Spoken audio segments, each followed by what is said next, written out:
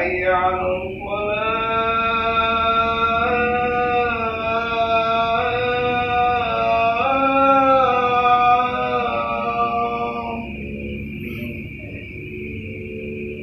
الله أكبر الله أكبر لا إله إلا الله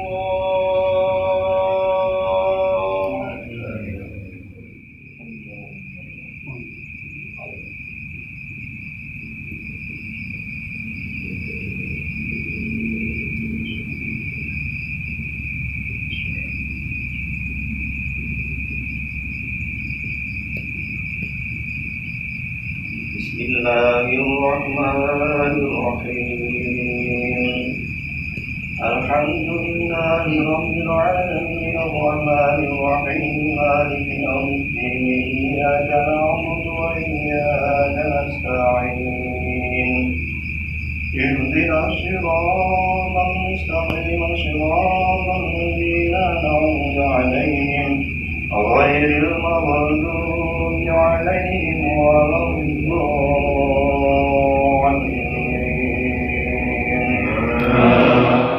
أشهد أن محمدا عبده ورسوله اللهم صل على سيدنا Muhammad wa ala sayyidina wa maulana Muhammad. Saudaraku yang dirahmati Allah, abang-abang dan kakak yang hadir pada malam hari ini di Surau Abdul Amin, Kompleks Pondok Pesantren At-Taifur Sungan. Yang pertama, mari kita membacakan syukur kepada Allah Subhanahu wa taala bahwasanya Allah Zat yang Maha Rahman Maha Rahim masih memberikan banyak sekali kemudahan bagi kita semua, terutama dimudahkannya kita semua berabdi, berkhidmat dari guru rohani yang mursyid kita untuk senantiasa menjaga amaliyah dzikrullah kita. Salawat dan salam kita aturkan, kita persembahkan kehadiran junjungan Nabi Allah Muhammad sallallahu alaihi wasallam. Salam sehalis-halisnya kita persembahkan pula kehadiran guru rohani yang mursyid kita yang insyaallah senantiasa membimbing kita semua di dalam bermunajat kehadirat Allah Subhanahu wa taala. Bapak Ibu yang kami hormati, pada malam hari ini kita bersama-sama akan berdoa ala kadarnya untuk walimatul aqiqah dari Ananda Penirianto atas kelahiran putri beliau, putri yang ketiga yang diberi nama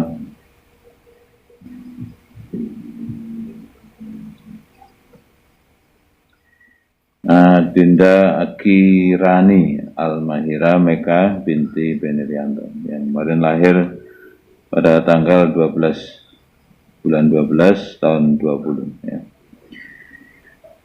Namun sebelum kita berdoa bersama-sama, alangkah ataupun untuk memberikan pemahaman bagi para orang tua, bagi kita semua, khususnya untuk Mas Penirianto, bahwa syarat rukun dari amanah ini telah kita tunaikan. Dengan malam hari ini kita melaksanakan akikah. Yang lebih utama lagi adalah berikutnya, maka mari ini kita pahami sebagai sebuah amanah Allah yang sangat luar biasa. Tidak banyak para orang tua yang memahami bahwasanya amanah ini sangat tinggi, sangat luar biasa. Kehadiran seorang anak dengan segala kesempurnaan yang ada di dalamnya itu, banyak para orang tua yang seolah-olah memahami tapi sesungguhnya abai terhadap amanah ini.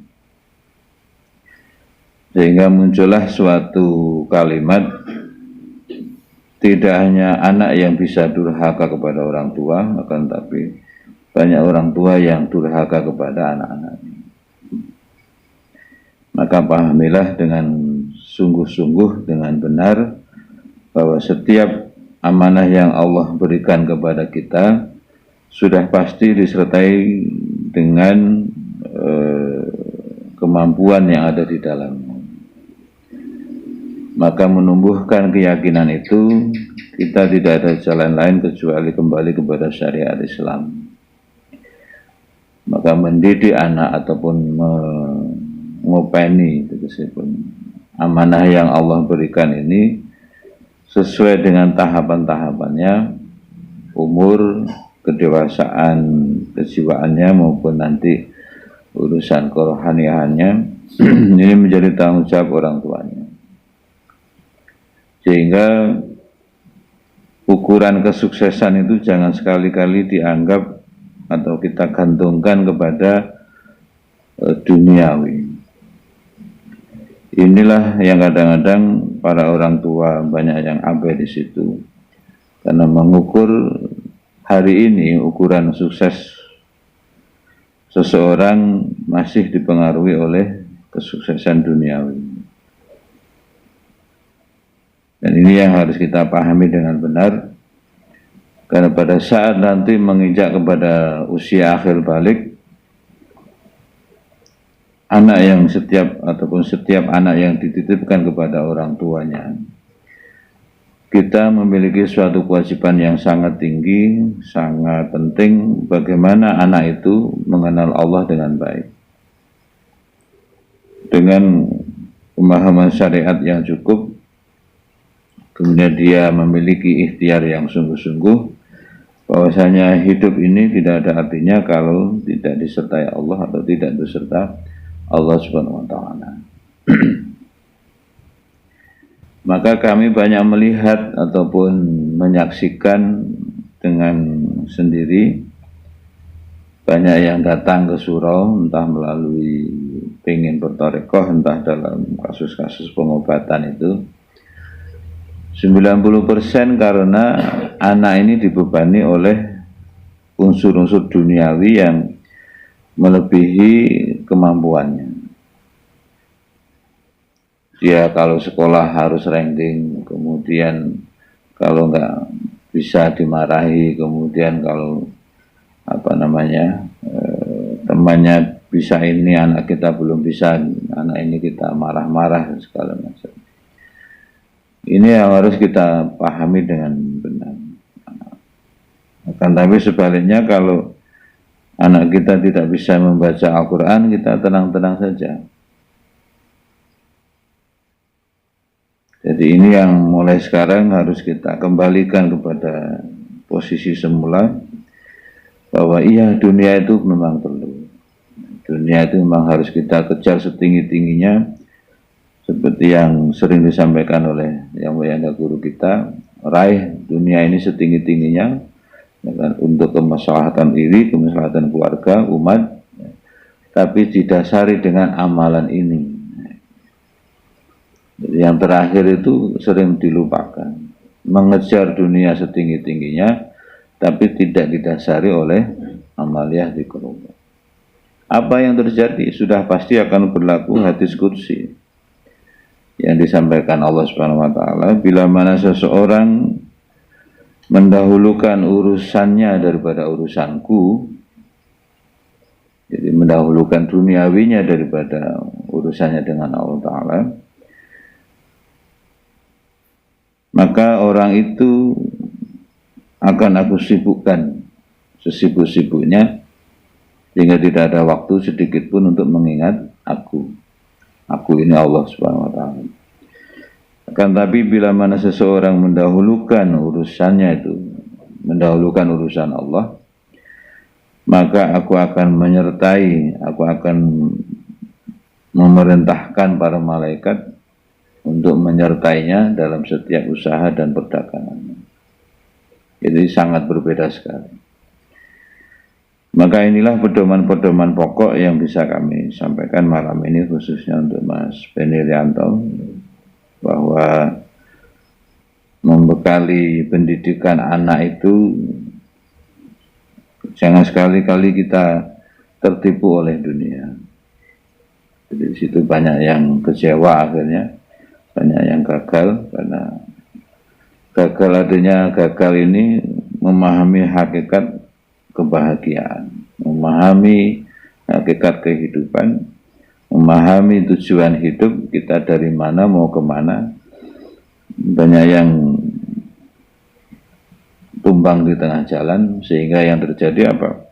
Penderitaan yang tidak ada ujung pangkalnya. Maka pahamilah dalam setiap diri manusia ada diri jasmani, ada diri jiwa dan ruh. Ini masing-masing memiliki kebutuhan sendiri-sendiri. Tidak bisa kita abaikan salah satunya. Maka diri nafs ataupun diri ruh kita ini bila terpenuhi syarat rukunnya, kemudian diri jasmani kita ini terpenuhi syarat rukunnya, keduanya akan berjalan di muka bumi ini dengan penuh kebahagiaan. Tapi kalau salah satu diabaikan, maka tidak terjadi kesempurnaan hidup. Ini yang harus kita banyak merenung di situ, sehingga kalau kita diperintahkan menyelamatkan diri kita dan keluarga kita dari siksa api neraka, maka itulah suatu pekerjaan yang mulia yang setiap saat harus kita evaluasi. Kenapa kita malam hari ini capek-capek ikut tawajuh di surah ini? Dalam rangka supaya kita senantiasa disertai Allah.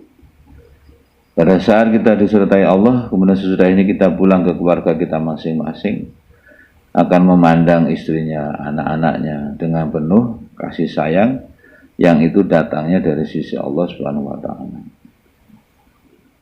Nah, ini kita perlukan dalam setiap hari. Kenapa yang mulia guru kita banyak mendirikan al-kahf, banyak mendirikan surah-surah supaya kita ini bisa istiqomah. Bisa istiqomah dalam berzikir di rumah dan berjamaah, sehingga pekerjaan utama kita untuk menyelamatkan diri dan keluarga kita itu bisa terbimbing dengan sebaik-baiknya. Maka saya tidak bisa bicara banyak kepada Mas Beni Rianto. Kalau diringkas dalam satu kalimat itu, selamatkanlah diri Mas Beni dan keluarga Mas Beni dari siksa api neraka. Nah, bagaimana caranya? Kenalkanlah dengan amaliyah thoraqah. Ajak anak-anaknya mendekat ke surau, anak istrinya. Nah, karena disinilah sumber kehidupan, di surah itulah kita akan memperoleh sumber pelindungan, kita akan memperoleh syafaat untuk keselamatan dunia dan akhirat kita.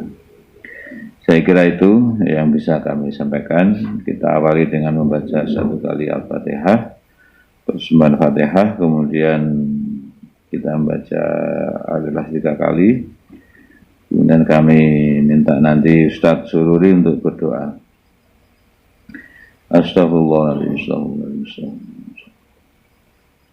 Ila al-Muhammad Rasulullah sallallahu alaihi wasallam. Al-Fatihah.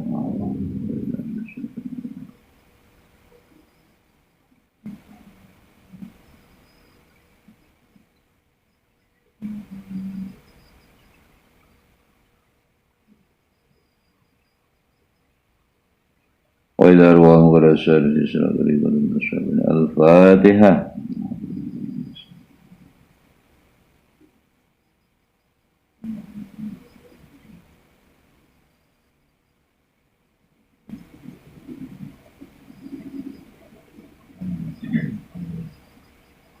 وإلى مرشدنا وإمامنا وربيتنا ولبعض الأشهد شيخنا guru Muhammad Amin أخواني. الفاتحة.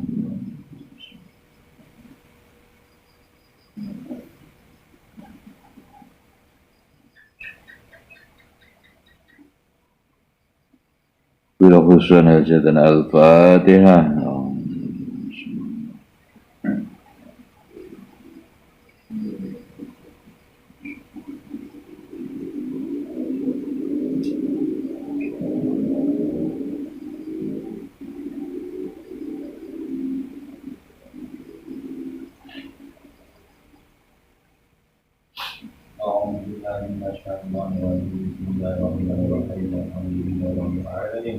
اللهم صل وسلم على سيدنا محمد وعلى سيدنا محمد.